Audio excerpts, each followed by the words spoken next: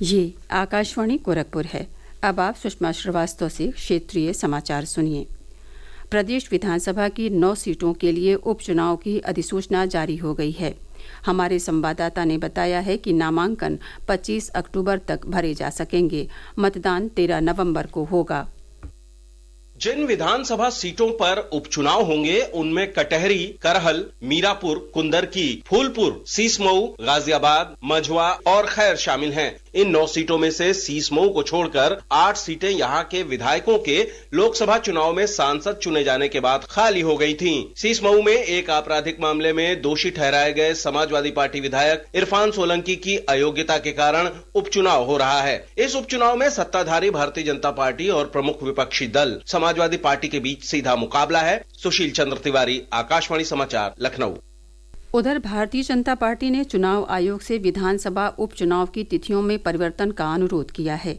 Party के एक प्रतिनिधिमंडल ने मुख्य निर्वाचन अधिकारी को संबोधित एक पत्र अपर मुख्य चुनाव अधिकारी को सौंपते हुए आग्रह किया है कि कार्तिक पूर्णिमा स्नान पर्व को देखते हुए उपचुनाव के मतदान की तारीख 13 नवंबर के स्थान पर 20 नवंबर किया जाना चाहिए। कार्तिक पूर्णिमा का स्नान पर्व 15 नवंबर को है। प्रधानमंत्री नरेंद्र मोदी आगामी 20 अक्टूबर को अपने संसदीय क्षेत्र वाराणसी के दौरे पर आ रहे हैं। इस दौरान वे सिगरा में संपूर्णानंद स्टेडियम के दूसरे और तीसरे चरण का उद्घाटन करेंगे। सिगरा स्टेडियम में इंडोर और आउटडोर दोनों खेलों की सुविधाएं हैं।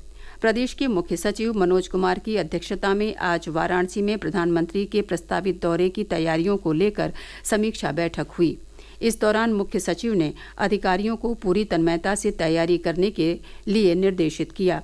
डीजीपी प्रशांत कुमार ने सुरक्षा व्यवस्था में किसी भी तरह की कोताही न बरतने के निर्देश दिए।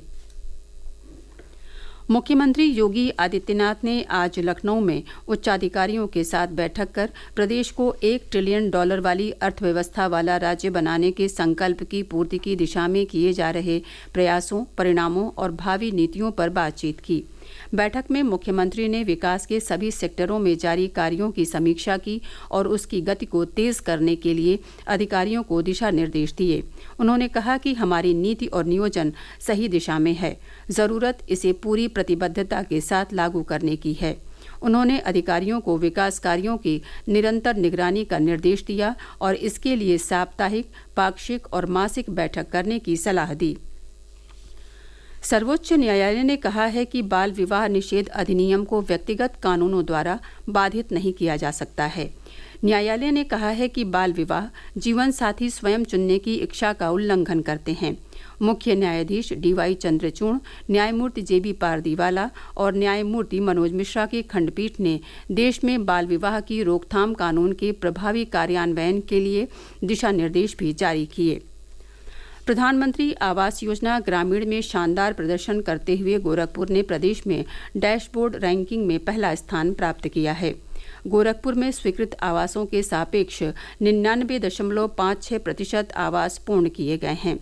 जिले के मुख्य विकास अधिकारी संजय कुमार मीना ने बताया कि इस योजना के तहत कुछ ही आवास अपूर्ण हैं, जिन्हें जल्द से जल्द पूर्ण करा लिया जाएगा।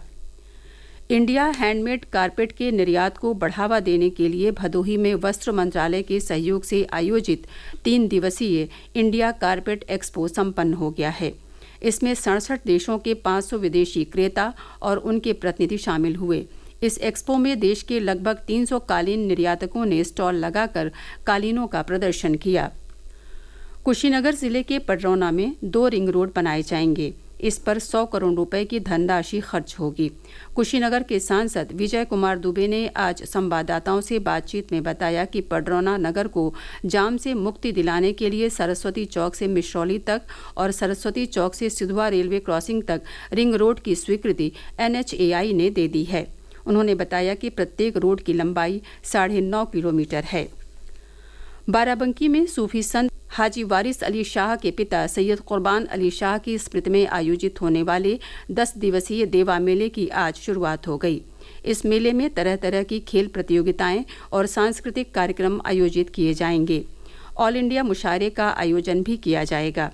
हमारे प्रतिनिधि ने बताया कि मेले में आने वाले लोगों की सुविधा और सुरक्षा के व्यापक प्रबंध किए गए हैं। इसके साथ ही क्षेत्रीय समाचारों का ये बुलेटिन संपन्न हुआ। नमस्कार।